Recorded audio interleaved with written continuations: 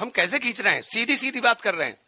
ये पूरी तरीके से संविधान की धारा 14, धारा 16, धारा 25, धारा 26 के ऊपर ओवरलैपिंग है, उसका पूरी तरीके से उल्लंघन है।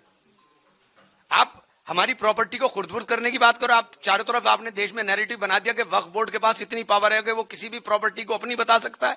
ऐसी पावर है तो यहाँ हम रह रहे हैं, नमाज पढ़ता हूं मैं भी, जब ये प्रॉपर्टी भी वक्फ की हो जाएगी क्या? एक तमाशा बनाने का प्रयास पूरे देश के अंदर किया गया।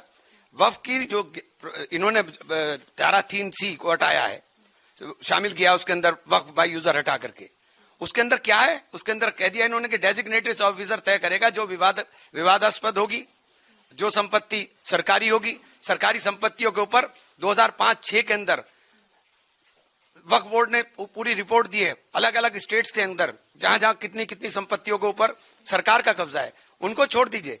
अभी उत्तर प्रदेश ने 11,500 हेक्टेयर लैंड को सरकारी घोषित कर दिया, जिनमें ईदगाहें, जिनमें खानकाहें, इमामबाड़ा है, मस्जिदें और 400-400 साल पुरानी मस्जिदें।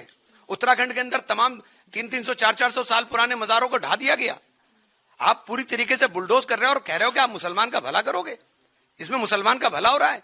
जिस प्रॉपर्टी को लोग कब्जा करके बैठे हैं, आपने लिमिटेशन एक्ट खत्म कर दिया। उसके अंदर से सारे बोर्ड, जो चाहे वो हिंदू एंडोर्समेंट बोर्ड हो, चाहे वो काशी विश्वनाथ बोर्ड हो, चाहे वो कोई सा भी बोर्ड हो, सिखों का हो, क्रिश्चियंस का हो, जैनियों का हो, सबके ऊपर ये लागू होगा, लेकिन हम पर लागू नहीं होगा। और जाइए आप एडवर्स पोजीशन के अंदर मालिकाना हक का दावा कर दीजिए। 25 करोड़ की दुकान का 20 करोड़ की दुकान का 200 रुपए 300 रुपए किराया आ रहा है।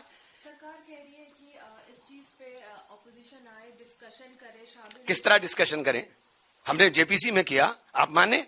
हम पार्लियामेंट में करेंगे, आप मानेंगे?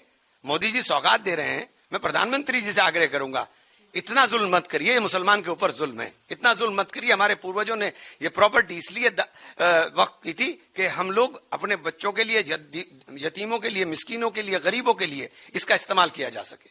जी, जगदम्बिका पाल कह रहे हैं कि आप लोगों के पास, ऑपोजिशन के पास कोई स्ट्रैटेजी नहीं। उत्तर प्रदेश सबसे बड़ा उदाहरण है, जहां जगदम्बिका पाल साहब जहां से MP हैं, 14,500 में से 11,500 हेक्टेयर लैंड को सरकारी घोषित कर दिया गया है।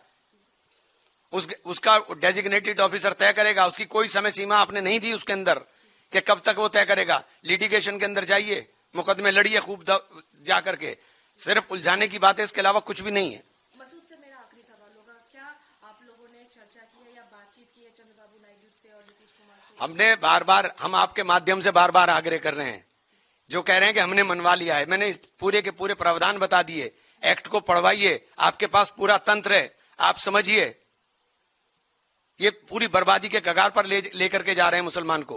जैसे कि मैं सो रहा हूँ तो पिताजी को जगाना है मुझे, तो वो डायरेक्ट उठाने के बजाय, और हिंसा की परंपरा मेरे यहाँ नहीं थी सौभाग्य से, तो वो क्या करते थे कि उस कमरे में आ जाएंगे या बाहर से गुजरेंगे और चौपाई बोलेंगे, प्रात काल उठ के रघुनाथा मात पिता गुरु नावई माता। कभी कभी मैं गुस्से में उठ करके, अरे पापा, चरण स्पर्श किया और सो गया। मैंने कहा अब मत उठाना।